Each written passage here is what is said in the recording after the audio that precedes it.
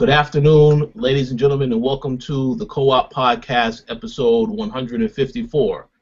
I'm your host, Richard Bailey Jr., and today I'm joined by Mr. Gary A. Swaby. What's up, Gary? Hey, what's good, people? We're also joined by Mr. James Lugo. How's it going, Mr. Lugo? I'm doing good, Rich. Well, what's going on, Gary? How you guys been? Doing good. It's good to have you on the show once again. Always a pleasure. Absolutely. And let me just say a real quick thing for those that I know left comments the last show. Actually, Charles is at work right now. Michael A. is probably also working at the moment. So, listen, they may show up or they may not show up. It all depends on the schedules. But, yes, we normally have this show now today because this is the best time for us to have the show because we all got busier schedules now. With that said, these guys will be back on the show soon, but you might want to stick around because we got a lot to talk about today. So before we get started with the topics, though, of course, as we always do, we're going to talk about what we have been playing. So how about you go first, Mr. Lugo? Let us know what you've been playing.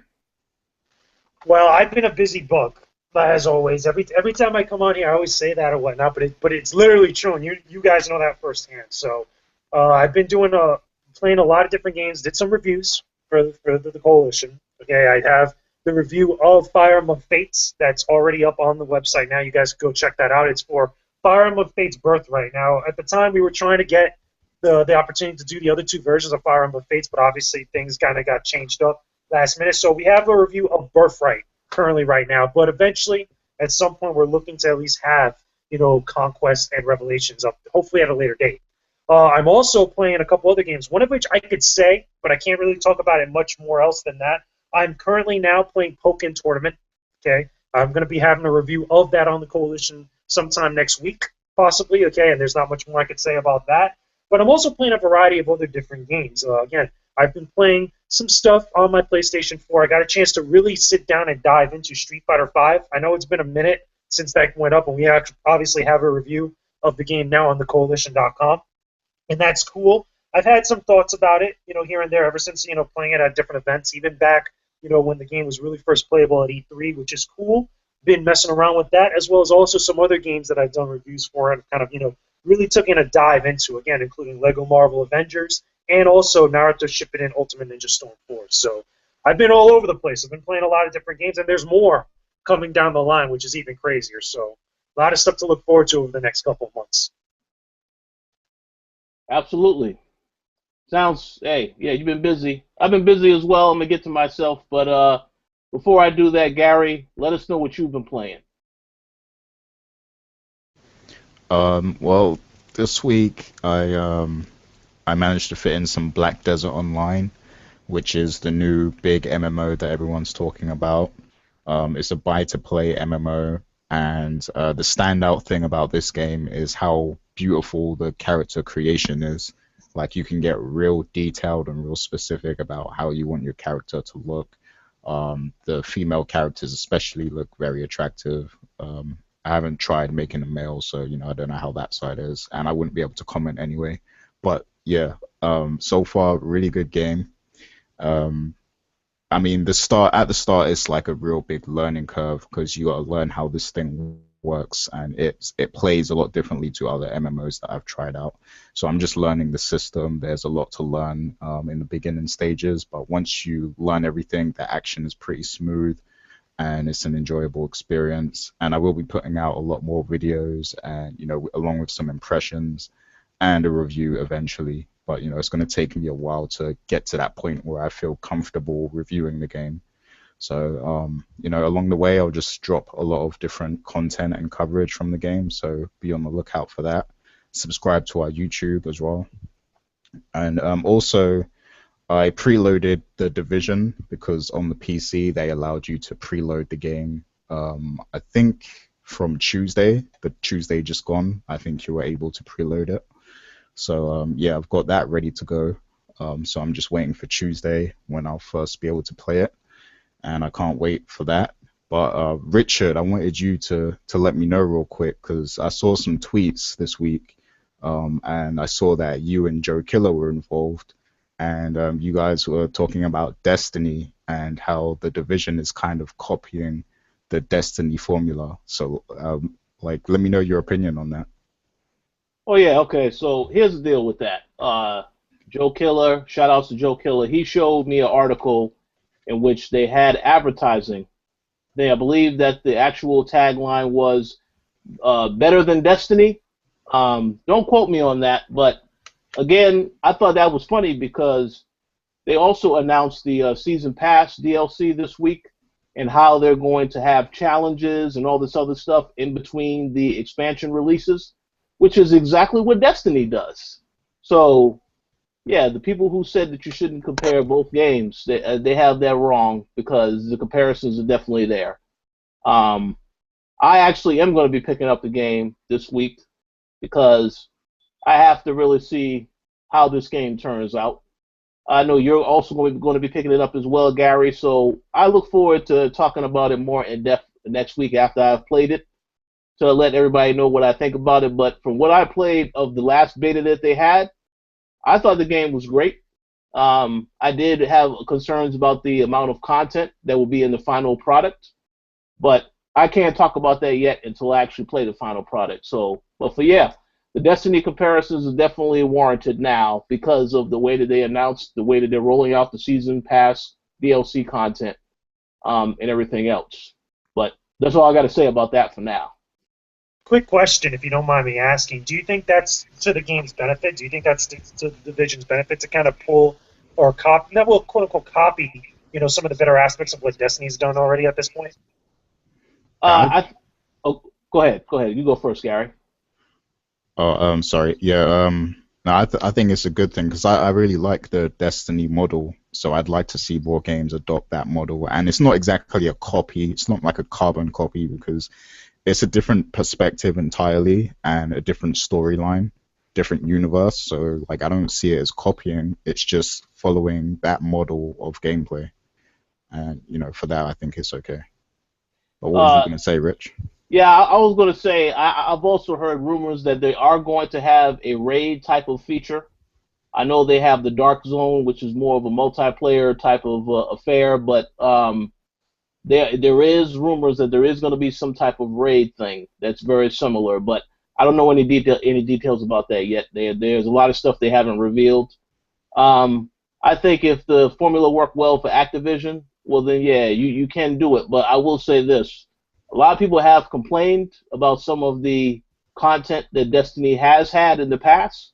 The Taken King obviously is the biggest improvement, I would say, over everything else. Definitely. But some people complain about that, and they complain about the raids as well, which I haven't really experienced all the raids yet. I tried to get through the Dark Below one, and I got destroyed because I tried to play with one other player instead of all a team I of did four. comment on that nobody should really be complaining about the actual raids in Destiny. I mean, I've gone through all of them. At this point, I did the review and I talked about it on the Coalition, where it really broke down all of the Taken King content. There's a lot of content in there. And down the line, we're going to get more eventually, for Destiny as time goes on. So there's a lot of meaty stuff that people have to actually check out. So not a whole lot of big problems and stuff. There's little things right there if you want to be nitpicky and stuff, but I don't see anything wrong with it so far. See, that's cool. Um, yeah, I mean, there's nothing wrong with having these expansions, and just like with this game, the expansions are fine.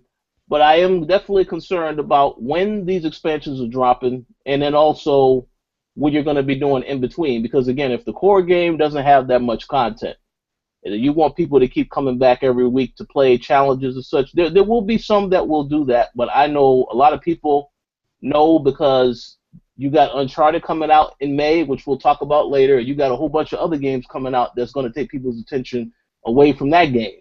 So, but we'll see. I mean, I personally don't have a problem with the business model if it worked for Activision. I just hope that it is justified and it has a lot of content and it's a great thing. So we'll see where it goes. Indeed. Yeah, that was all I was playing though. So, but Oh, yeah, that's it. thank you for commenting on that. Oh no problem. For those that do want to also talk about their experiences with the Destiny beta, please do feel free to. Oh, I'm sorry, I meant the Division. beta. Please feel free to leave your comments on below in the show notes. Yeah, it's really easy to confuse those two names as well. That's the thing. That Freudian slip right there. Yeah, that's it. The Destiny. That's it. Yeah, it is hard to confuse, but we'll see. So what I've been playing, man, I played a lot of stuff yesterday and a little bit on Friday evening, late into the morning. Okay, first off, I did play Mortal Kombat XL, the DLC characters. I know you actually wrote about this stuff, Mr. Lugo. Yep. I have something on the site now on all the new characters, all the new content, and some of the little Easter eggs and nods of what they actually put into XL. Yeah. Yeah, I mean, I checked that out, and I thought that was great. So I decided to download it to give it a try, and for the most part, hey, I don't really have any complaints. I wasn't a fan of, some of the characters they added. Mainly, Leatherface was a bit of a question mark. But like Jason plays almost exactly like Jason Voorhees, just more maniacal. It's exactly what I said in my write-up. You could just take that same skin of Jason or the same model, and that's what pretty much Leatherface is to me. I would have loved it if maybe they chose a much more variant type of horror icon, like Pinhead from like Bloodlines or something. But then again, you can't really complain at this point because there's a lot of these crossover things that are happening that are related to horror movies that seem to be working well with Mortal Kombat. Yeah. Yeah, I mean, as long as they have a way to make it work, that's what works for me. I played through the tower for Leatherface, Alien, and Bo Rai Chow, and fun stuff. Man, it's very easy to do brutalities with Bo Rai Chow. I was like, wow, just dominating with that, very very easy. Let me ask you, what did you think of the stage fatalities? Because that's a new thing that they added now, which is an exclusive or unique thing to Mortal Kombat from past entries of the series. Now everybody could do a stage fatality on one of 3 maps. See, here's the thing. I only did the pit fatality. Oh, that's the only one that I've seen thus far. I don't know if I have to unlock the other ones. No, you could just be on the stage and just do their input during the finish him segment, like when it says finish him. You could do that and then you automatically get it. The thing is that you have to go online to really look to see what the actual inputs are for every character. Everybody has one now at this point. But yeah. There's 3 different stage fatalities. There's the pit, which is like classic Mortal Kombat. Then you have the stage where you have all the military and the portal in the background there, and then there's the one where it's like you're on that pier and stuff. Those are the 3 stages you can do, and they're all different and variant of what happens. Oh, okay. So yeah, I have to see the other 2. I did the pit one, and hey, fun stuff. Yeah, overall, I would say so far I pretty much enjoyed all aspects of that. So I don't really have any really major complaints. I still need to play as Triborg to really see how that character evolves with the different variations, the different types. There's a secret with them, if you didn't already know. I mean, because I know a lot of people have talked about it in other places and stuff. There's a secret variation. He's the only character that has 4 variations now, so he's technically 4 characters in one, basically. I did see that actually right before we started the show. I believe it's a Cyber Sub-Zero version. Yep, that's from the last Mortal Kombat game. The what is it? Cybernetic Sub-Zero. That from MK9. That's the last variation, and it's very simple to unlock them in the character select screen. So I have to try that. But overall, again, I didn't think that at the beginning I wasn't too sold on some of the people in it, but now it's pretty good. It's pretty good to me. I have no complaints. So if you are a fighting game fan, if you have Mortal Kombat, definitely is worth trying. Checking out this DLC. You could wait till it's cheaper if you don't want to pay the $19.99 for it now. But if you play Mortal Kombat a lot like I do, then yeah, you definitely may want to pick this up if you haven't already. So aside from that, I've also played Hitman, the Hitman beta. Now, let me go ahead and start off and say this right now. A lot of people said, I know that over the years, a lot of people have said that PlayStation Plus is an excellent value. Well, yes, they are 100% correct because, PlayStation, not only do we have the Hitman beta, we also had the Uncharted 4 multiplayer beta this weekend, plus we have the PlayStation Plus games for March. But yeah, I played Hitman, and I'm pretty sold on the game right now. I do have a few concerns that I'm actually writing up about right now. So by the time this show is posted tomorrow, you'll see a few of my thoughts on this particular beta on the website. But basically, I'm pretty much sold on the game now because of the fact that there are so many different ways that you can kill your targets, just like in the previous games. I really don't really know if this episodic structure is something that will work for the series. It's a very interesting direction to take it because I could see some positives and negatives. But for the most part, I would say if you're a PlayStation Plus subscriber, you can download this for free. You definitely should download it and try it out. You may be surprised by what you actually play, because I was surprised. I figured that you have to be stealth in every way, in every aspect. Some of that is true to some degree, but for the most part, the game is a lot like some of the older games in the series. So if you're a fan of the older games, you'll definitely enjoy this one. And it actually comes out. The first episode comes out on March 11th. So definitely worth checking out though for free. But again, it's for a limited time. So by the time this show is posted, I believe the beta is over. So if you're not playing now, you definitely need to. I mean, I don't know what to tell you. You're gonna miss out on your opportunity to play it.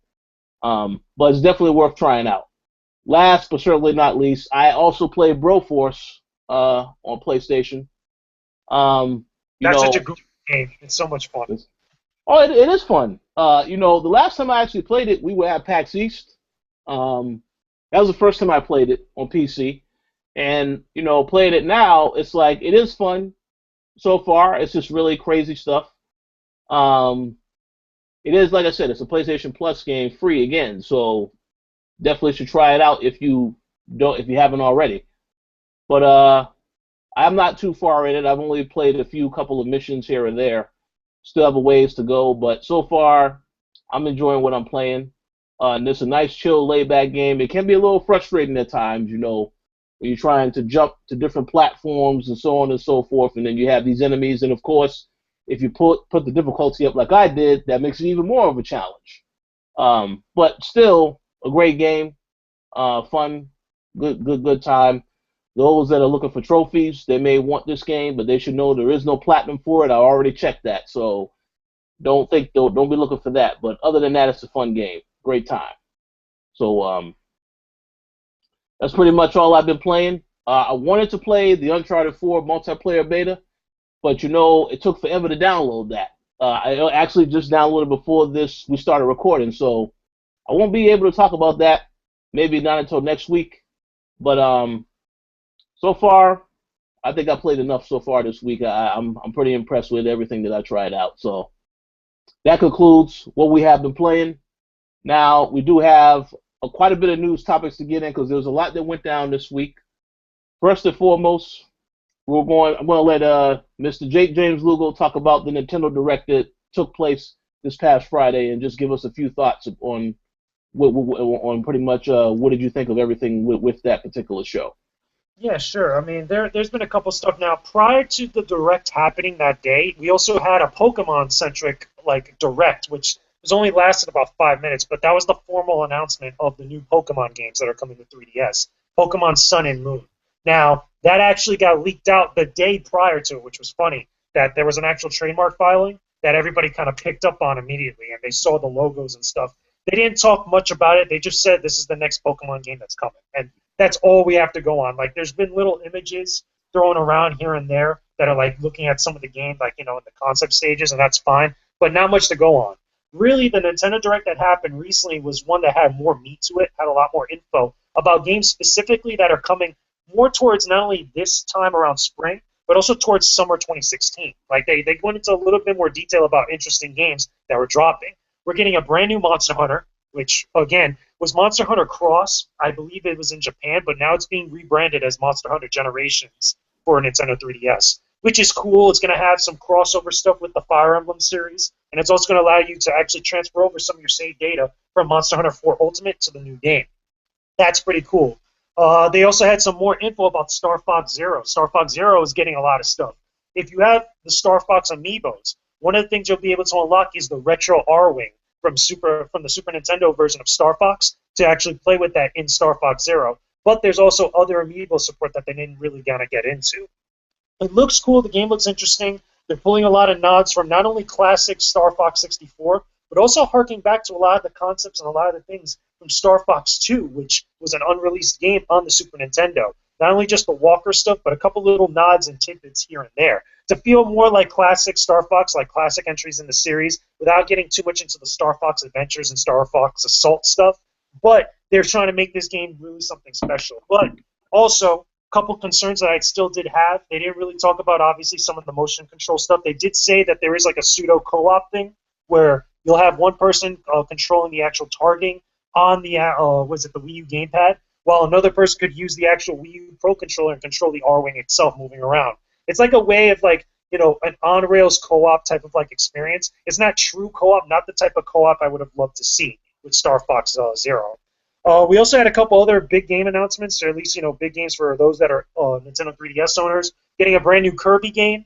Kirby was a Planet Robobot, which is, again, a more traditional take on the Kirby franchise. It involves not only Kirby getting some sort of mechs that he could use on the map that has all these different powers and such, but they're also implementing some other multiplayer features to it that have some RPG elements to it, which sounds interesting. They only touched on it lightly, and hopefully we'll get some more info as time goes on. But that should be interesting for fans of Kirby as well as also 3DS owners. We also got the announcement of Paper Mario, Paper Mario Color Splash, which is a new Paper Mario game. If you guys didn't already see on the website, we have a review of Mario and Luigi Paper Jam, which, again, has some stuff from Paper Mario, but this is an entirely new Paper Mario game for the 3DS. It takes a lot of nods from Sticker Star, as well as also even some stuff from Super Mario Sunshine on Nintendo GameCube involving the whole paint idea and stuff. But that's a brand new game. We also got Azure Striker Gunvolt 2, which is the sequel to Azure Striker Gunvolt on the Nintendo 3DS eShop. It's a very straightforward sequel, has a lot of nods to classic Mega Man X. It's done by some of the same people that created Mega Man X. So that looks pretty cool, a nice little neat announcement, and I'm very happy that a game that was interesting on the Nintendo eShop that's getting a sequel. We also got some more info about Shin Megami Tensei Cross Fire Emblem, which has got a brand new name now. It's called Tokyo Mirage Stories Fire Emblem, which, again, you look at it, it looks like Persona 4, it looks like, classic Persona and such, or at least classic Shin Megami Tensei, and it has Fire Emblem qualities mixed into it. You got some of the characters, or at least in name only, from some of the Fire Emblem games, including Fire Emblem Awakening. It looks cool. I love the whole J-pop looking feel to it. Very, very, Japanese culture oriented. It's only going to have a Japanese dub. It's going to have subtitles, no English voiceover whatsoever. They're going to stick with that because a lot of people were very vocal about that for a time being. And I think that's a response to some of the localization news that's been, putting Nintendo under fire lately with Fire Emblem Fates as well as a couple other things here and there. They talked a little bit about Bravely Second. They mentioned some stuff about the classes and all the stuff about Bravely Second. Again, very, very brief. Same thing with Lost Reavers, which was Project Treasure, if you guys didn't know. That's going to be on the Wii U. It's that co-op game that was shown at E3 that they talked lightly about. It was that 4-player co-op game which involves treasure hunting from Bandai Namco. That should be fun, at least, hopefully when we get some more info about that. And also, to kind of wrap things up, they talked a little bit about Mario and Sonic at the Rio Olympic Games 2016, and we're getting a brand new Rhythm Heaven Mega Mix game, which, again, a little bit random for my taste. Rhythm Heaven, hardly anybody has talked about that for some time. But that rounds out all the news that we got from Nintendo Direct. Really the meat of everything that was there and kind of the stuff to take out of it. Brand new Kirby, brand new info for Star Fox Zero, as well as also new Paper Mario Color Splash, and more stuff about Shin Megami Tensei Cross Fire Emblem. And Monster Hunter. Okay, everybody loves Monster Hunter, especially in Japan. So there you go. Yeah, so it sounds like it was a whole bunch of lot of news that dropped. I know some people out there was expecting something related to NX. We already knew that wasn't going to happen. They made it clear that they weren't going to talk about it. And again, we're not going to hear anything about NX or even their mobile initiative till E3. If you guys didn't know, and we were talking about this before the podcast, that Nintendo canceled their GDC plans. They had a panel that was specifically devoted to a lot of their mobile stuff, and they just outright canceled it. The only thing that we got a hint of that during the Nintendo Direct was about My Nintendo, which is their new Club Nintendo substitute, their online kind of like rewards program they lightly touched upon it. They mentioned that like you'll be able to get rewards and stuff if you register early. They're taking pre-registration very, very soon if they didn't already start now at this point. But not a lot of info. I think we're going to get all that stuff come E3 when they start opening up about most of the stuff, because I really think it's all connected. In the same vein that Sony PlayStation has, all of their entire online infrastructure connected to all their devices and stuff. I think Nintendo's doing something similar with the NX, with the Wii U, with the 3DS, their mobile platform, etc. I think that's when we'll actually get more clarification on a lot of stuff. Yeah, that makes a lot of sense. One question I do have, though, before we move on to the next topic. So, I understand that there were a lot of changes made to Star Fox, so let me just ask the question now. I gotta just flat out ask the question. Does Star Fox look like the definitive game that that someone should get if they don't have a Wii U? I think it's going to be a good title. I don't know if it's necessarily should be considered the definitive game. That's arguable. That's up for debate. I think it looks cool. Again, my only major concern from when I actually played the game at E3, I wrote up a whole preview about Star Fox, and apparently a lot of the people that out now that actually played Star Fox recently, the final build of it, seems to be that the game's done. And one of my concerns is that I wish that there was a more traditional way of controlling it without the use of the gyroscope on the Wii U gamepad. That doesn't seem like a lot has changed. They haven't really talked about it as much. They haven't really kind of mentioned anything like that. So I think that's set in stone at this point. However, for people that are fans of Star Fox, especially if you love Star Fox 64 and you loved Star Fox 64 3D, I think this is the game you're actually going to be pleased with, especially since they're pulling elements from other older Star Fox games to feel more traditional in that matter. And I think it's going to be fun. What I am curious about is what other stuff can they justify using the amiibo support besides the retro R-Wing? I was hoping at one point, and I saw an article about this recently, that Star Fox Zero, actually, Nintendo was developing an R-Wing amiibo at one point. They were developing an amiibo that was actually an R-Wing that could transform into a walker. And they kind of scrapped the idea because they couldn't get it to work, within certain type of like guidelines for child toys, to make it less hazardous or anything like that. Again, it gets into a whole other thing about toys and stuff. But they couldn't get it to work, and that was an idea that was scrapped, and I was fully expecting that at one point, or at least some sort of amiibo like that. That in the very same vein that Twilight Princess HD got the Wolf Link amiibo. Like I thought, like this was going to be a thing with Nintendo with their releases going forward, but who knows at this point? What I will say though is this, and I forgot to mention this: Star Fox Zero is actually coming packaged with another game. They actually announced that Star Fox Guard is going to be offered in kind of like a one little pack.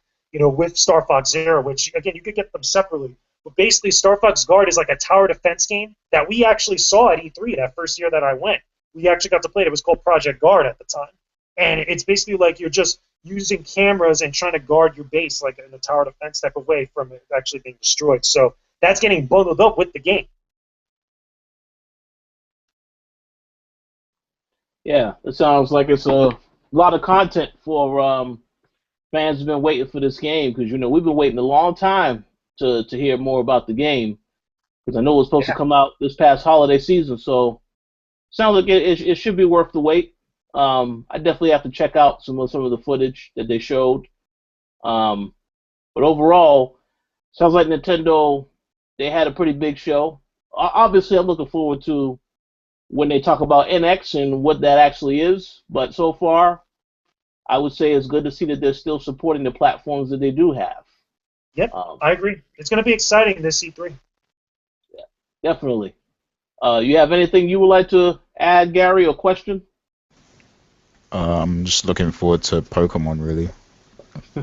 Yeah, and again, they have Pokken coming out later this month, or whatnot, next week or whatnot. Again, I'll be able to talk more about that as we get closer to that release and stuff. But there's a lot of stuff going on. They didn't talk about Pokemon Go, which is the big mobile game, which I think everybody's really waiting on, as far as their mobile platforms outside of Miitomo. So I think we're going to get a lot more clarification as we get closer to E3. There's going to be a lot of stuff I feel like, that's going to break out. That, again, all this stuff is kind of connected, with the My Nintendo program, NX, their mobile platforms, 3DS. I think it's going to be interesting. Hopefully it's for the better, because there's a lot of stuff that Nintendo has to do. They got a lot of work to do, not only dealing with the Wii U and how that's going to be, in the same environment along with NX, telling us what that console is, what that platform is like, telling us what games we can expect, what franchises we can expect.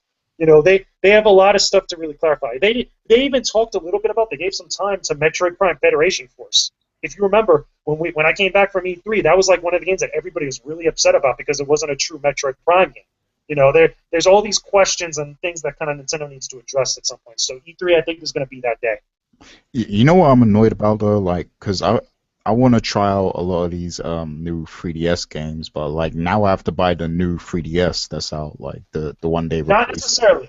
Not necessarily. And here's the crazy thing about it. In relation to some of those nuts, and I just remembered another thing that they talked about that I glanced over. There's more virtual console games coming to the virtual console. They're getting Super Mario World, Link to the Past, and all these other games and stuff. But one of the things that I noticed that has been a thing for a while, and Nintendo's kind of, I guess, kind of put it to bed or whatnot. A lot of these new games, you don't need a new Nintendo 3DS to buy. Like if you remember, Xenoblade Chronicles came out on the Nintendo 3DS, and I think that was one of the very few, if not the only game that you needed the new hardware in order to play it. Like I haven't seen any other of these releases that have been big, or at least big with big franchises attached to them, like Legend of Zelda Triforce Heroes, Hyrule Warriors Legends coming out later this month. All these games don't necessarily need the new hardware, so you can Yeah, I still mean, have full 3DS you can still use the old hardware, but it's just not as optimized for it because it's Yeah, optimized for the new ones. But like, I'm pretty sure for the new Pokemon as well, they're gonna like completely optimize it for the newer model. So I'm gonna want one anyway. I But don't think so. it's annoying. I'm expecting to fall in line with all these other releases because again, I mean, Mario and Luigi Paper Jam, Hyrule Warriors Legends coming out, Fire Emblem Fates just came out not too long ago. These are games that you just don't need the new hardware to use them. Granted, you get better stuff with the better processor and the new Nintendo 3DS and all that. But I think like maybe that's done purposely to get more people that have the older model that haven't dived in to the newer one to actually still be able to play all these latest releases. That makes sense to me, and that's fine. I will tell you one thing though. Okay, you're going to see a lot of bundles like with Fire Emblem Fates recently. They had their own Nintendo 3DS, even though it wasn't really a bundle. It didn't come with the game. You're going to see a lot of those pop up as we go further along into June. It's E3.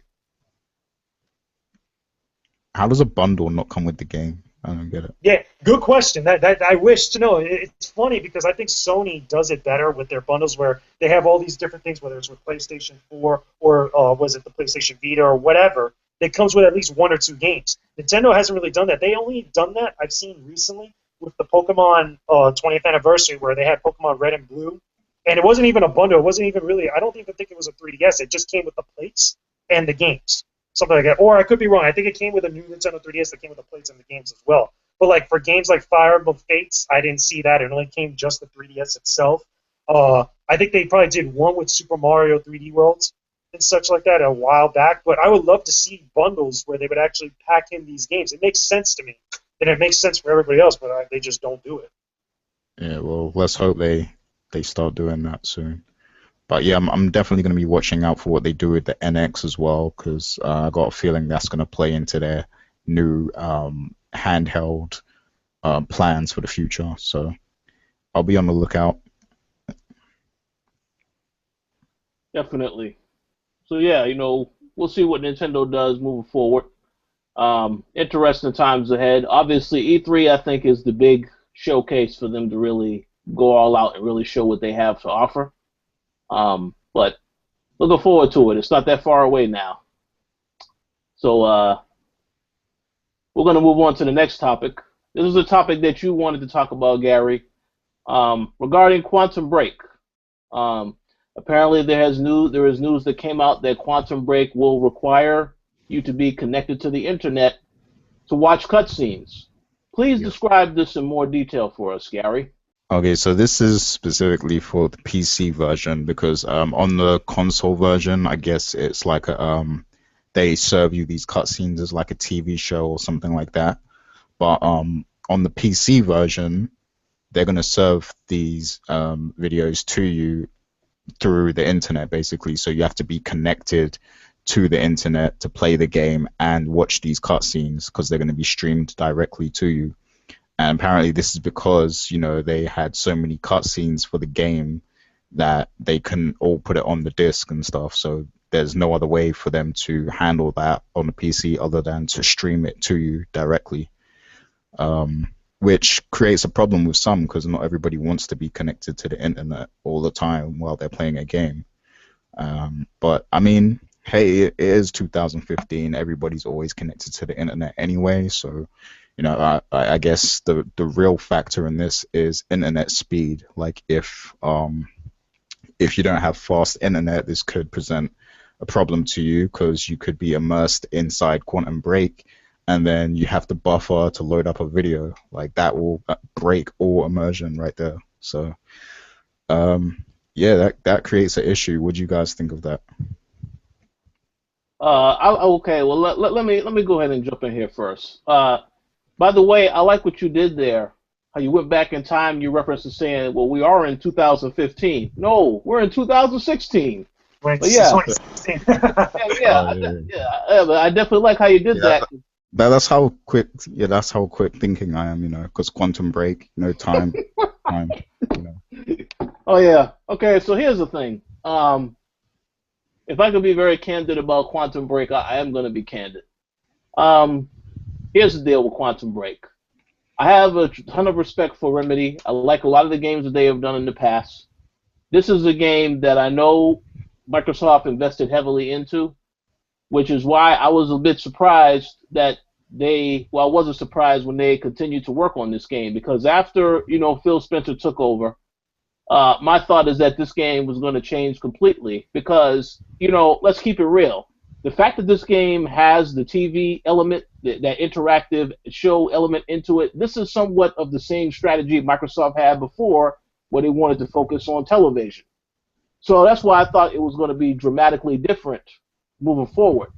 But I understand that they already had invested heavily into this at this point, and therefore they had to stay the course and get something out of this because a lot of money was put into the project.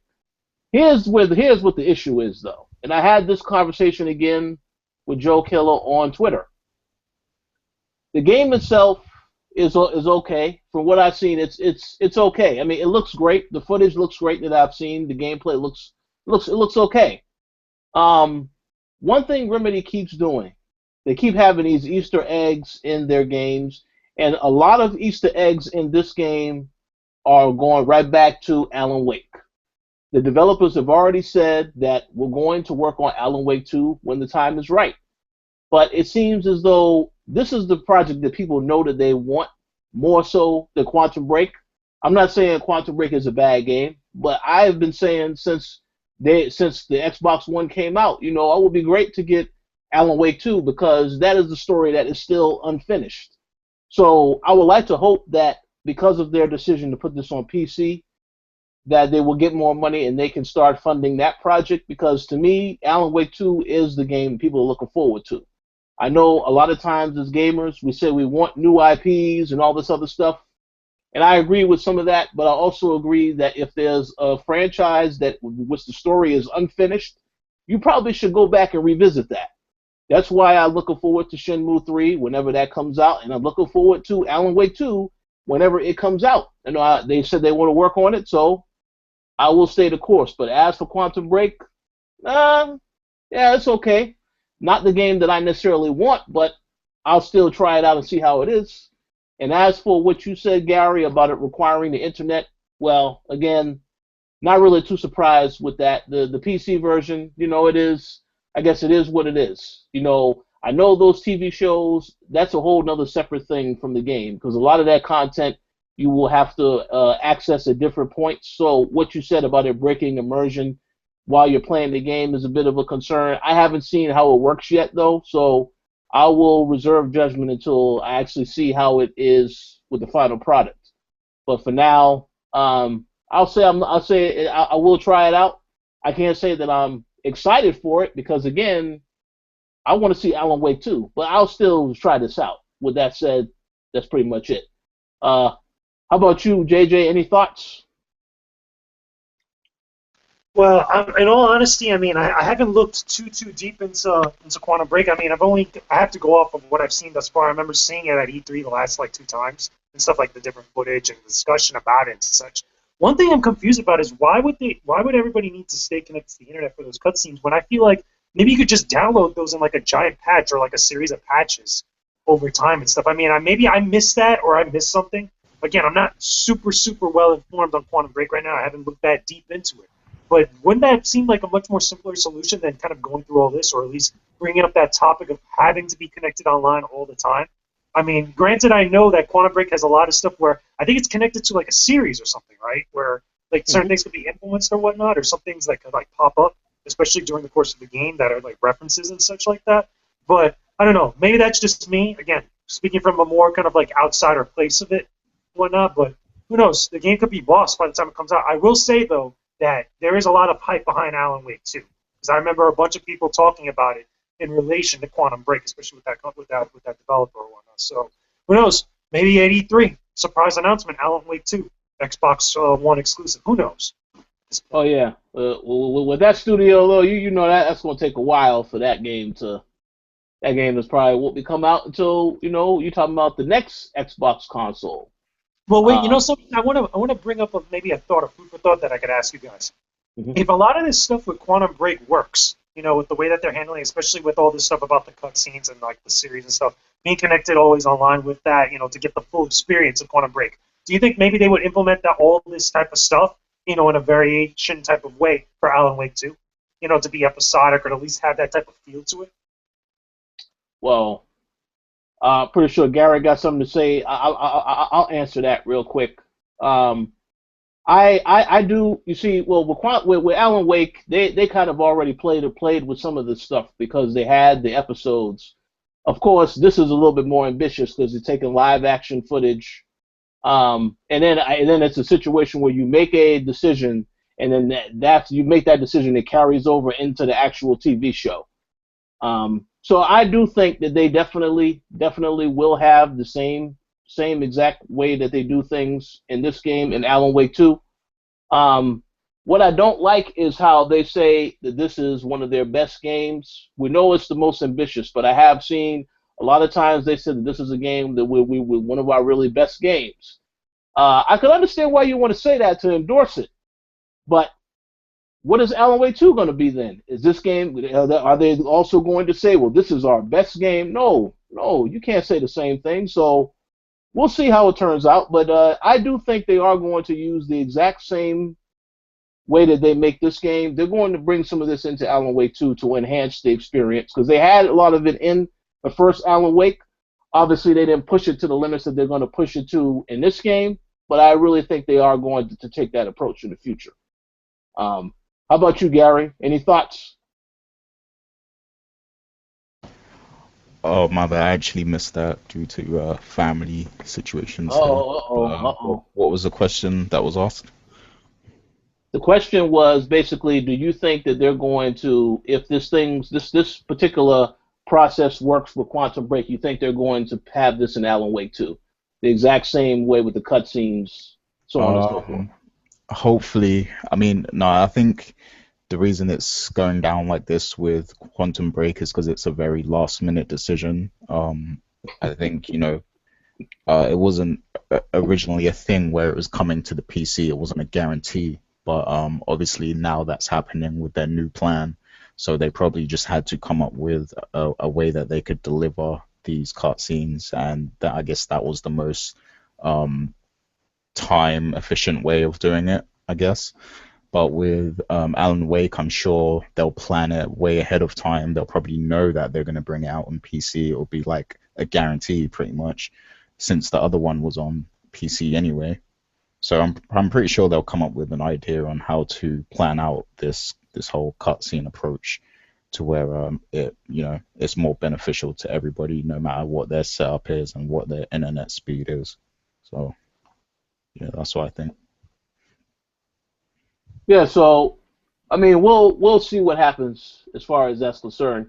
I mean, the game, when I look at the game right now on the Xbox One dashboard, the sales is 44 gigabytes. So I would imagine that all of the stuff that's in the game, cutscenes, is already there. I don't think there's going to be any additional stuff that will add to it. They already said there won't be a season pass.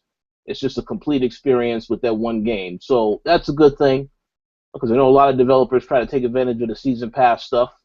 So, yeah, I mean, as I said before, I believe the game will be great. I can't say that I'm super excited for it, but I am going to play it, and I'll definitely give my thoughts on it when possible. Um, so any last words on this topic before we move forward? No, that was it. That's it.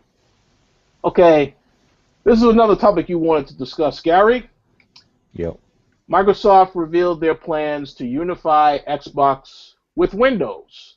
Now, we have talked in the past about when they made the announcements that they made, and they had that spring showcase in San Francisco last month. I guess a lot of people had the perception, and then even when you talk about with Quantum Break coming to PC, I guess a lot of people had the perception that, well, the Xbox One now, you don't need an Xbox One to play most of the games. However, I mean, everybody can't necessarily afford a high-end gaming PC, so the Xbox is the next best thing. This is what Phil Spencer has said time and time again. So now that we know about their plans to unify Xbox and Windows, what are your thoughts on it, Gary? What are your specific thoughts on that particular strategy? It makes sense, and this kind of plays into what I was saying on the co-op a couple of weeks ago. They're trying to make Xbox this one gaming platform, this unified gaming platform, and they want to compete with services like Steam, pretty much. And this is them taking a step in that direction.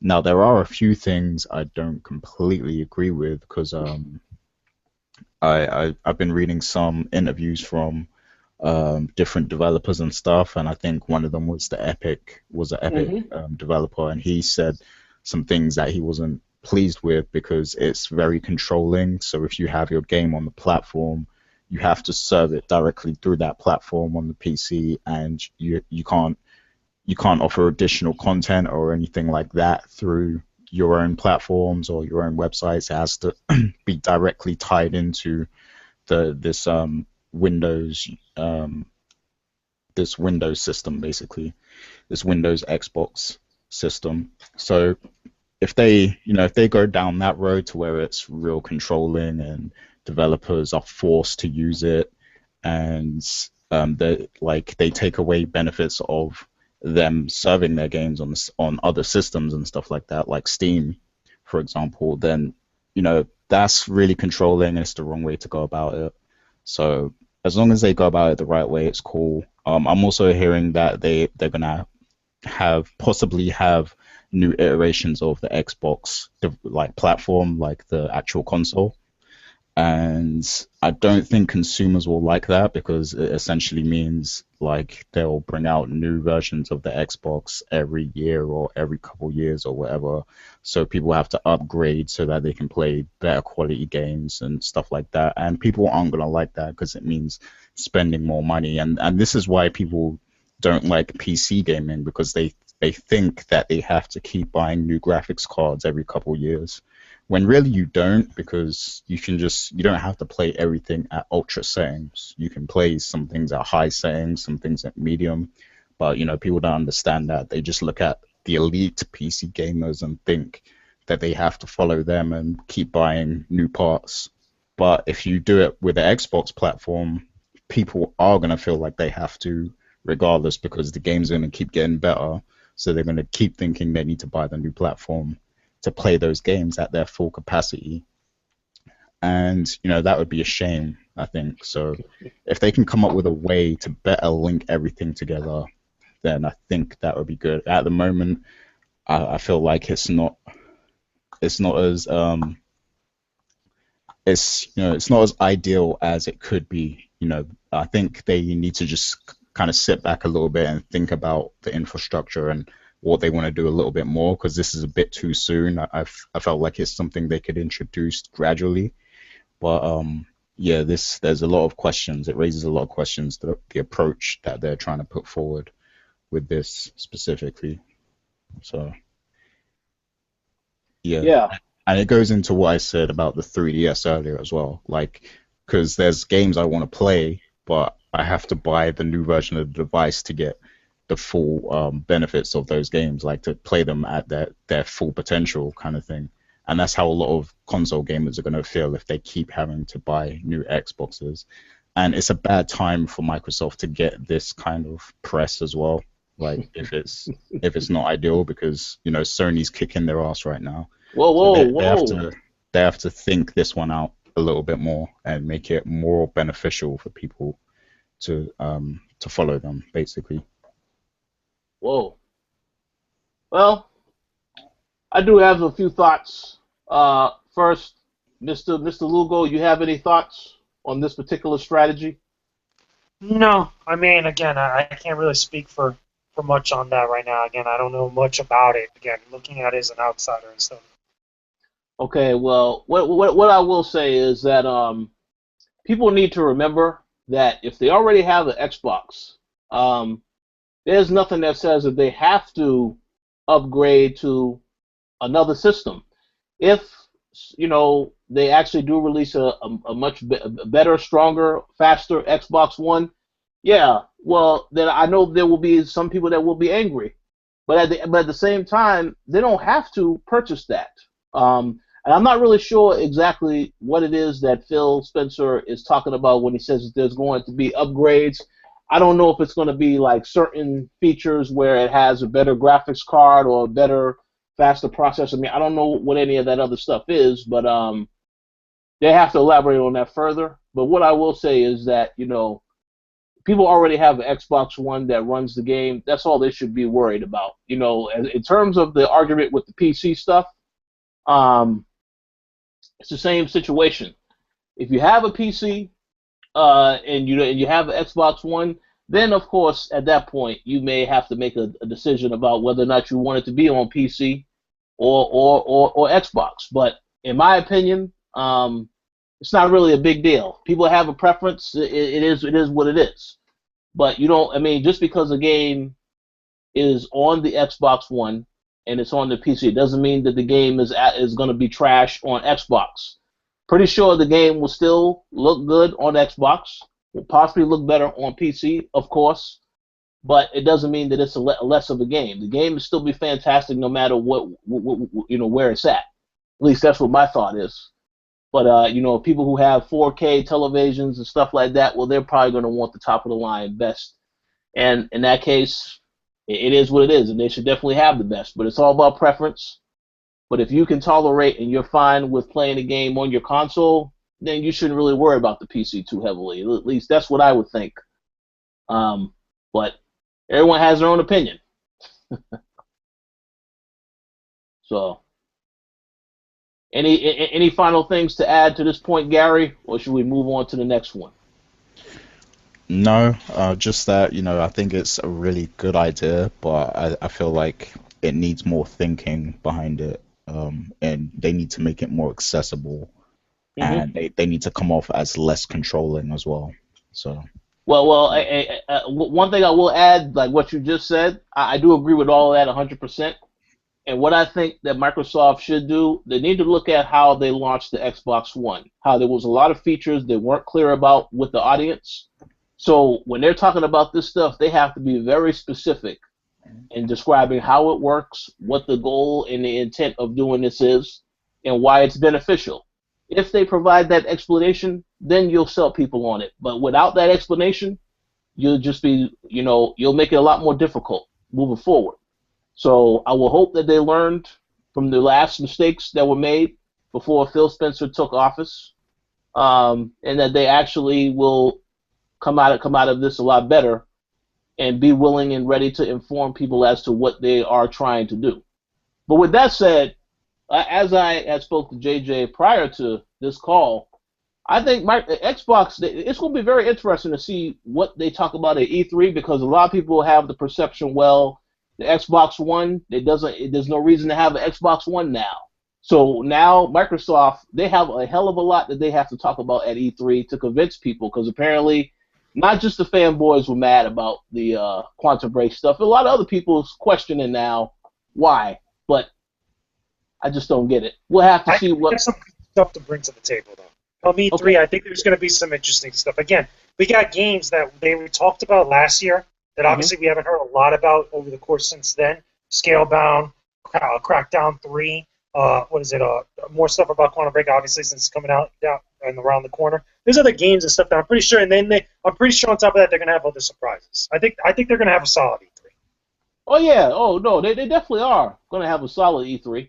It's going to be very interesting.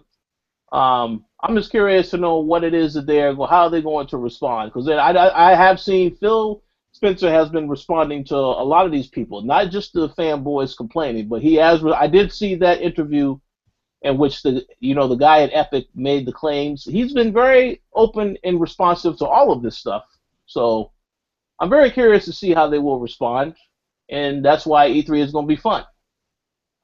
Same thing with Nintendo. They have a lot that they have to prove. So really, I think that this year's E3 is going to be a very interesting in terms of seeing how these companies are moving forward. Beyond this year. So we'll see how it goes. I believe. Any final thoughts? All right. No. No, All right, I'm we're good. All right. I want to throw in a quick topic because we didn't really mention this. We have to mention it because, somewhat important. So this week we actually finally got a release date for No Man's Sky. The game releases on June 21st. They have a regular edition, which will be $59.99. Then they have a collector's edition, which I believe is going to be $80, and that comes with a replica ship. So now that we know it's coming out June 21st, I believe this is about a week after E3. Are you guys still excited for No Man's Sky? Are you planning on picking it up day one? How about you answer that question first, JJ? I'm intrigued. I mean, again, I'm not super excited as like a lot of other people. It looks cool. I still think like it's a cool, interesting concept and whatnot. I'm intrigued. So I'm gonna check it out when I have the opportunity to. I'm gonna check it out because it seems like a cool thing. I'm still kind of like rooting for or waving the flag for what people have been saying that game could be on PlayStation VR. I think that'd be very cool. I think that'd be interesting. It's a cool notion. I don't know the kind of logistics about that actually happening, or at least the likelihood of that happening. But if Sony was really smart, that would be an awesome game to kind of open up with PlayStation VR. I agree with that, definitely. How about you, Gary? I mean, I don't have much interest in this game, to be honest. I don't feel like I've seen enough that's impressed me. So I'm pretty much just gonna, wait till the game comes out and go on hearsay. If a lot of my friends and the people that I kind of look up to in terms of like their opinions on games and stuff, if they say that it's really good and it's worth checking out, like you guys and stuff, then I might check it out. But at the moment, I've got no hype, no interest in No Man's Sky at the moment, unfortunately. So, but it's cool that it's finally coming out, so we can get to see what it's all about. Yeah, I do agree that it's cool that we finally have a release date. I know typically not a lot of games, well, hardly any games release in the summertime. So the fact this is coming out in June, that's pretty good because it will keep some people busy over the summer. We've seen so much about No Man's Sky with all these different montages, and it's been at all the different conferences. The one thing though is that I'm still trying to figure out if there's an actual story and what the story is. So I too have to see a little bit more when it actually comes out. I do support Hello Games 100%. This game is way different from stuff they've done in the past. Joe Danger, which was a fun game, great stuff. But this game is not Joe Danger, obviously. It's a little bit more ambitious, and of course they had a small team. They've been through a lot of hardships in terms of basically getting this game done. So I'm definitely intend to check it out, but I still do need to see exactly how this thing works. And if the whole thing of going to these different planets is going to be repetitive, I have to find out what about this game is going to say, well, I need to get this. Because I haven't really seen enough of that yet. I only have the impression now that it can be a game that can be repetitive, only because you're going to these different planets. But it just seems like the exploration may be somewhat different depending upon which planet you go to. I'm just intrigued by exactly what this game has to offer. So I am going to check it out. But like you guys probably won't be a day one purchase. Maybe it will be something I purchased the same week. I don't know, but we'll see. We'll look into it. But I just wanted to mention that real quickly because I know we didn't initially have that plan to talk about. So let's get to the main huge topic of this week. And this news definitely, absolutely has to be discussed. I know there was a bit of some anger, and there was some people that complained and said, well, it's not a big deal. But let's talk about it. The name of this show is Should We Be Worried by Game Delays? Okay. We came to that conclusion because there were two major delays this week. Well, not a major delay, a minor delay. First and foremost, Uncharted 4 delayed by 2 additional weeks. So now the game is coming out May 10th. The other delay after that was Mass Effect Andromeda, a game that was originally supposed to come out holiday 2016. Now it's coming out in the first quarter of 2017. So why we wanted to discuss this in particular, because I have a notion of a mindset that I know a lot of developers, when they create a game, they have a timetable as to when they are planning to release the game. But I feel if you give us a specific release date, that tells me that you have already figured out, okay, so this is when the game is going to drop. But then it changes, and it's like it changes and constantly changes. So in the case of Uncharted 4, this will be the third time the game has been delayed because it was supposed to come out in March. Now it came out in April. Now it's coming out in May. So I have to ask the question, should we be concerned about it?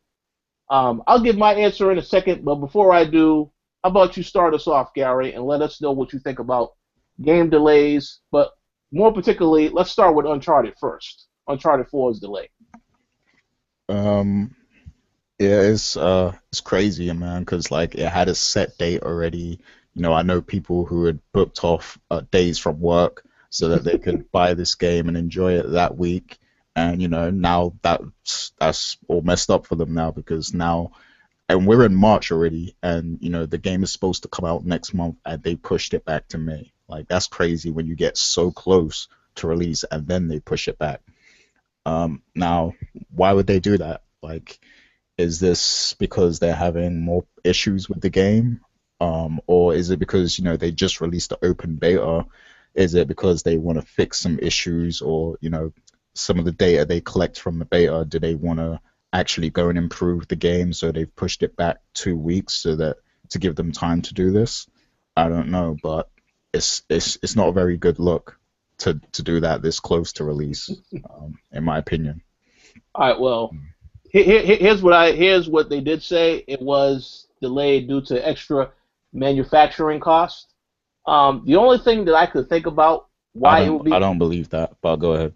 Well, here's the thing. The only way I could think about why that would be that delay would be is because you know they do have a lot of the limited edition figures that probably require a little bit more time to make them as good as possible. I know that we had the same issue with Batman Arkham Knight last year, but except for that was canceled. That limited edition was canceled completely. So this could be that type of issue because I can't think of anything else. The game is already available to purchase digitally online, so that should not impact the digital versions of the game. I just don't understand what it is.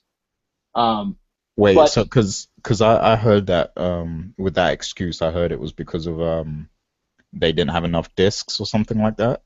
And if that's the case, that's stupid. But if it's because of the toy or whatever, if it's because of the figure, then I mean they're supposed to be limited anyway. That's the whole point. So like, just release the game, and you know, I mean, if it's really that big a deal, if people have ordered, then just say, okay, we'll provide you with your figurine or whatever, you know, when it's available or something like that. Like, you know, you're keeping a hell of a lot of people waiting who have they're already set, they've got their body ready for that day. And now, like, you're just delaying it. It's like if you're trying to set up a date with a woman, you set up a date for Friday, let's say Friday, and then it gets to Thursday, and she flakes on you and say, "Oh, sorry, I can't make it until 2 weeks' time. I'm going away tomorrow." Well, it was, That's an extreme situation. But go ahead, JJ. no, I was going to say those analogies, Gary. It's kind of, but really, in all honesty, for me, I don't think it's that big of a deal. I mean, Yeah. people obviously are going to be upset by delays, because you say one thing and then you obviously push it back or whatnot. I think they know exactly what they're doing. I say give them the time that they need. I think that let the cooks cook in the kitchen. You know what I mean? Like, this game is going to be big. It's going to be a really big splash. It's going to get a lot of attention. It's going to be a big deal, especially for Uncharted 4, where a lot of people are kind of like talking about how this may be the last of something with the series. You never know. It's gonna be a very big deal. There's gonna be a lot of spotlights on it. So just let them get the time that they need to actually make it very good. Because remember, in the past they talked about, I believe it was for Uncharted 3, where they had it a month or so delay, and that was what made the game actually really special. Get like those 9 out of 10s, 10 out of 10s from the critics out there. That's definitely they know exactly what they're doing with Naughty Dog. Give them the time that. For BioWare and Mass Effect, obviously, I think that's a little bit much more of an idea where the game isn't as far as along as what we would like to think or what they would like us to think. At that point, because remember, when we were at E3 last year, in June, they only showed that little concept trailer, or at least the year prior to it, I believe they also showed that that concept art trailer where they were just in the actual lab actually doing out the drawings and doing out the models for some of the characters and stuff. And I think at the time it's when they first announced what it was called Mass Effect Andromeda, right? Or they only had just said the next Mass Effect game. So yeah, I think that's still way too early in development. I think that there's really nothing for them to show. Maybe E3 they come out and they show some more stuff, maybe some actual gameplay or more characters, more details about that world or that galaxy, quote unquote, since I think they're going to take place in the Andromeda galaxy, something like that. But again, that's an example of a game that just needs more time, where they kind of talked about it maybe a little bit too early to get people hyped up and excited. And the whole holiday 2016 thing, I think, was very unrealistic, at that point. Especially what we've seen of the game now. So it's not a big deal. I think delays are fine. I think delays, people make too much of a big deal about them like it's the end of the world. I think that maybe you need to just slow your roll just a tiny bit, because that extra time could be something to make the game a lot more critically acclaimed, a lot more enjoyable of an experience by the time you get it into your console. Yeah, you know what it is? It's because with Mass Effect, they haven't shown us anything yet. So I'm already my body. We've seen 2 trailers. That's all we've seen, and they weren't even really trailers. They were just concept art. Concept art. That's what it was. That's what they showed us. So and one CG of the character with a helmet on. That's also what we got. Yeah, so my body's not set on it yet because I still need to see more. So I'm still in that mindset of, okay, they need to bust this game wide open and show me what it's actually about first. So I don't mind that delay because they haven't shown us anything at all. So I'm already thinking that it's still supposed to be far away from release anyway. But with Uncharted, they've been force feeding us trailer after trailer, footage after footage, image after image, stolen artwork, and all that stuff. So, my body's just thinking, give me this damn game already. So, and I think that's the product of good marketing. I think that's they had something, really it's just the same stuff you're really looking at most of the time. They haven't really shown a bombardment of brand new stuff over the last almost 6 months since last year at E3. We've seen maybe little new tidbits here and there, but it's basically the same kind of archival footage we've been looking at for a while. But I think that maybe that's because maybe there's other stuff that they feel is not up to the level of polish of which they are known for, or at least that they want it up to be. So that could be a reason why. But again, there could be a ton of other reasons. Just, I feel with Naughty Dog, I feel like they've earned that right from everybody over the last 3 games in that franchise, on top of everything else they've done in the past, where they could say listen, we need to delay this. We need to kind of do what we do best at that point. And by the time we get it into your console, or when you get the game or whatnot, it's going to show. And I feel like everybody's still going to be very pleased and really excited to play this game by the time they get it, because of that. I'm preparing myself to be disappointed because I heard they had to change. They changed a lot of what Amy Hennig did, so I'm prepared to be slightly disappointed. I hope it's great. I hope the game is great as everyone thinks it's going to be and stuff. But I think they got a lot to prove. I think with Amy Hennig not being there, after Uncharted 3 and such, I think they got a lot to prove to all their fans. At least diehard fans of Uncharted. Because remember, Amy Hennig was really one of the reasons why Uncharted was so good. She did a lot of great writing and stuff.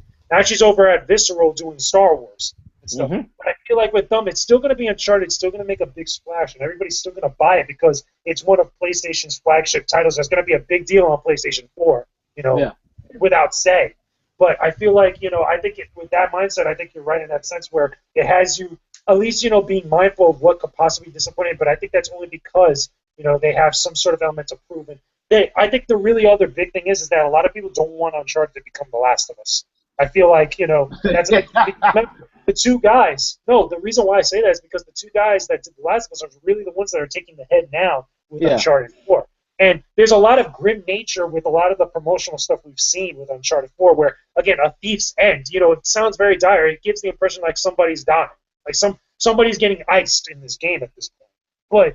But that's really something that you get more, that dour nature from The Last of Us. And I think people like the idea of Uncharted being this, a little bit much more fantastical, much more upbeat type of like actual experience that we get from like 2 and 3 and such. Yeah, that's true. Maybe that could be the thing they're trying to keep, with this actual delay. Maybe the reason why all these delays is possibly due to all the feedback they've been getting outside of the beta.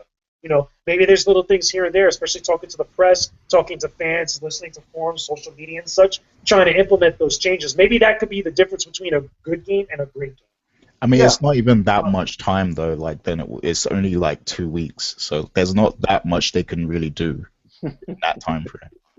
True, but maybe they're on crunch time. Like, remember, like there's always that period towards the end of like the life cycle of the development for a game where there's a lot of stuff happening within that crunch period, within that like month or so. Because now Uncharted's delayed till when now?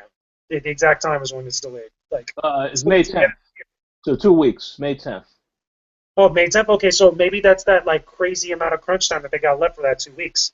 That could be anything that could do. We don't know because we're not there in the trenches. But maybe that could be that difference. It could be another one. Same idea, like what they said with Uncharted 3. That's one of the reasons why it scored so high. Yeah. No, exactly. Well, here's what I would say. I agree with everything that was said on both sides. I have no doubt that Naughty Dog is going to put out a fantastic game. I mean, everything we've seen from Uncharted 4 so far looks great. You cannot deny that. Even people who are Xbox fanboys are impressed by what Uncharted has to offer. So that's a good thing. The only thing where there could be a little bit of frustration is again, I don't want the developers to give people a specific date. Just say it's coming out spring 2016. Then that leaves to interpretation. You'd be like, okay, so it could come out at any time, but these couple of months it's going to hit one of these months, as opposed to saying it's coming out in March. No, it's coming out in April. Now it's coming out in May. That would be my only thing there. But with that said, I already know the game is going to be fantastic. You just don't like being long, basically. Well, repeat that. I didn't hear you. You just don't like being strung along. Like, okay, it just gets close and they pull it back. It gets close and then they pull it back. Well, yeah, but not. I mean, a little bit, but I mean, I understand. I'm not a developer, so I'm in no place to judge, another company in terms of when they make a game. But I will say this: at least to me, they have to have somewhat of an understanding as to when this game will actually come. You don't have to tell me necessarily the exact date. If you don't know, that's for sure. Just say something as vague as spring 2016. Like when Scalebound got delayed, they flat out said 2017. They didn't say first quarter. They just said at some point in 20. So I'm like, okay, so 2017 is when I'm expecting it. Now, if they say 2018 later, I'm gonna be pissed because I'm gonna be like, hey, y'all said 2017. That's all I'm talking about. I will hope developers will have a little bit more insight as to, just really plan this stuff out. Give it enough time, and then say when you think it's going to come out. You don't have to use an exact date until you know for sure. Same thing. You want another example of somebody that did it correct. Look at what Bethesda did with Fallout 4. These guys had revealed the game at E3 last year, the full reveal, everything, and then said it's coming out this fall. It came out that fall. That's all I'm asking for. If you're going to have a date, try to hit that date. If you don't hit the date, well, that's fine. In this case, it's fine. We already know Naughty Dog is going to put out a quality game, so not really anything to be concerned about. There definitely is going to still be some thoughts about this game because of what Gary said about the fact that Amy Hennig isn't involved, and you got the guys from Last of Us involved. But The Last of Us I thought was fantastic, so I'm not really concerned about that. Like everybody else, we are ready to play the game, but we don't have a problem waiting a little bit longer. The only game I could think of, well, there's two games that are coming out that month. Aside from this, that's Battleborn and Mirror's Edge. So, still a good amount of time. And then, of course, in April, when it was supposed to come out, you got Quantum Break and Star Fox, so it won't have to be out. And Dark Souls 3. So that's fine. That works out fine because we'll give people enough time to play every game. But with that said, I have no doubts Naughty Dog is going to put out a quality product. They have not faltered. There's some people that may disagree or agree as to which Uncharted game was better, but as a series, I like the whole series. I don't really care too much about the comparisons with 2 and 3. Not anymore. But yeah, I mean, they're going to put out a great game. As for Mass Effect, that wasn't a surprise because of two reasons. Number one, they had a lot of people there was two major people that left the studio over the course of the last 6 months. One of those was an executive producer. So at that point, I'm like, well, that right there, this game is not coming out. As soon as that happened, I said, there's no way this game is going to hit holiday 2016 because they still have to, if that person had an important role, they have to replace that person with somebody else, and you have to do a whole bunch of other things. So 2017 sounds about right, the first quarter, and what that means is that we'll get Titanfall 2 probably this fall, and a few other things. But and maybe Battlefield if that doesn't get delayed and pushed to 2017. But yeah, we'll find that out when we go to EA's conference right around E3 time. But the other reason why the delay wasn't surprising, look at the previous games in the series. Most of those games were also delayed. So it's like not really that much of a surprise. But I want them to take their time because Mass Effect, that was one of the franchises I enjoyed the most last gen. So I don't mind waiting for it. And like you guys both said, they still have to show us stuff. We haven't seen nothing from this game except from that trailer last year that said Mass Effect Andromeda. Okay, so we have a title. So what else is in the game? We don't know. So with helmets, that's what's in the game. Did you know? Yeah, we have. It's gonna be have an extra layer of sheen over the PlayStation 3 and the Xbox 360 version. Yeah, that's it. And we know that right now they're calling the protagonist Pathfinder. That's the person. I thought it was going to be Captain Sorbo, to be honest with you, because it's called Andromeda. I was trying to connect the dots right there. I'm just saying. Hey, maybe that is what ends up happening. We don't know yet for sure. What I will say though is, man, I'm excited for both of these games. So the delays are not really a big deal. That was a question I wanted to ask though, because, and I definitely would like for anybody that is watching or listening to the show, definitely feel free to let us know in the comments section, what did you think about these delays? Because obviously I feel like the developers know that they have to deliver a great product. We already know Uncharted. I have no worries about Uncharted. Mass Effect, I'm not sure because a few of the people that was involved in the last Mass Effect are now no longer there, so I don't know how that's going to turn out. But I still have faith based on how the last franchise, the last three were, even though 3 still had that controversial ending. I'm still somewhat positive to thinking that it's going to turn out good. We'll see how that goes. But yeah, that's pretty much all I have to say about the game delays in general. You guys have anything that you would like to add? No, I'm good. Gary. What are we still talking about? The Mass Effect? Yeah. Any other final? Okay, like I'm looking forward to Mass Effect, but yeah, I agree with Rich. Like, I mean, with Casey Hudson leaving though, I do kind of doubt whether the game will be as good as the previous ones were. And maybe that has something to do with the delay as well. It's kind of unsettling to have him leave and then have the delay, but I still have faith that they can put out a good Mass Effect game because they created such a big universe that there's so many stories to be told. Mm-hmm. Yeah, I agree. I'm with Gary on that one. I still think they'll come out on something. They'll still make a solid game. Yeah, Yeah. definitely. You brought a very good point. Yeah, that's an excellent point. So But we'll yeah, see how it goes. that's my final word on that. Yeah, so look forward to Uncharted 4 on May 10th, and look forward to Andromeda 2017. Obviously, when we get more news about it, stay tuned to the site. We'll definitely share those details. But for now, just time to get excited for the upcoming games in the next couple months. So that concludes this week's show, ladies and gentlemen. We're going to give our final shout outs. We thank you all for listening, checking out the show. How about you go first, Gary? Give us your final words or final shout outs. Yeah, shouts to all the listeners, shouts to Corey, shouts to Joe Killer for, hitting us up on Twitter with his thoughts on the Division and Quantum Break. I like that engagement from our listeners and stuff. But also, we've got a new giveaway coming up this week, so look out for that. And also on the Patreon page, we've made some changes to where, there's different tiers of donations, so you can start at $1 and you get, I believe it's 4 or 5 entries into our giveaway automatically. And, there's a $5 donation and there's a $10 one. And each tier basically gives you more entries into our giveaway, which gives you a greater chance of winning.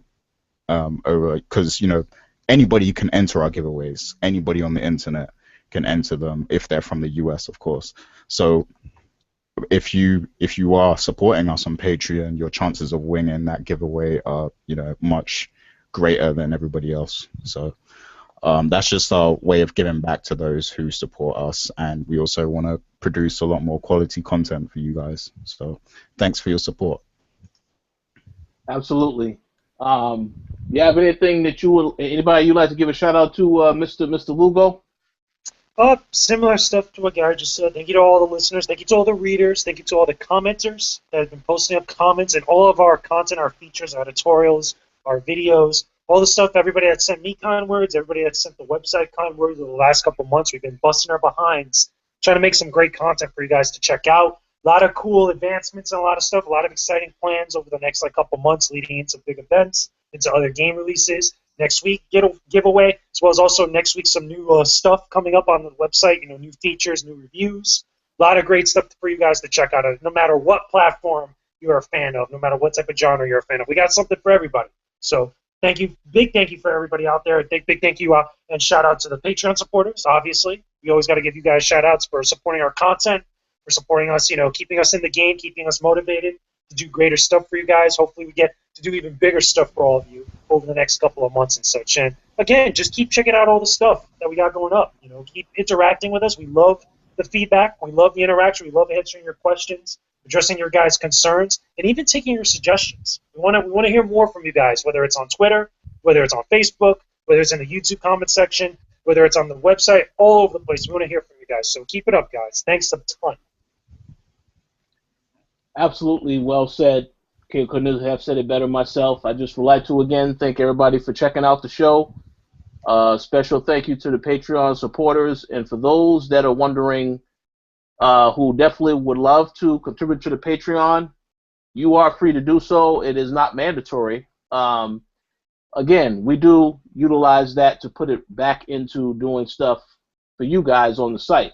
We do have a giveaway that we do every single month for a game, but that can end up being multiple games depending upon if we actually get more support and you guys let us know that you want that. So I definitely would encourage anybody who does leave a comment to definitely listen to what JJ said, leave suggestions, let us know what you want, more stuff you would like to see us do. We're definitely open to any and all feedback, and more of that stuff will definitely happen if we know that you guys give us your opinion on it. So we appreciate that. So again, we thank you for listening. Last but certainly not least, again, last week, I know we mentioned that we do have a member of the staff on the site Brett's wife is dealing with cancer now, and is trying to get treatment. I do believe that they have been going through this process for quite some time. We asked for you guys to definitely donate. We left the link last week. We'll leave that link again. For those of you that have donated, we definitely thank you for doing that. We've done it ourselves also. But absolutely, if you definitely want to donate, definitely do that. I know they will appreciate the support. And I do definitely appreciate all you guys checking out the show, visiting the site. Stay tuned later on tonight because I'm pretty sure they're going to be recording a Throwdown. But thank you all for listening, and we'll talk to you guys next week. Have a great week ahead, and keep gaming. Peace out, people. Shouts to Rachel. Take it easy.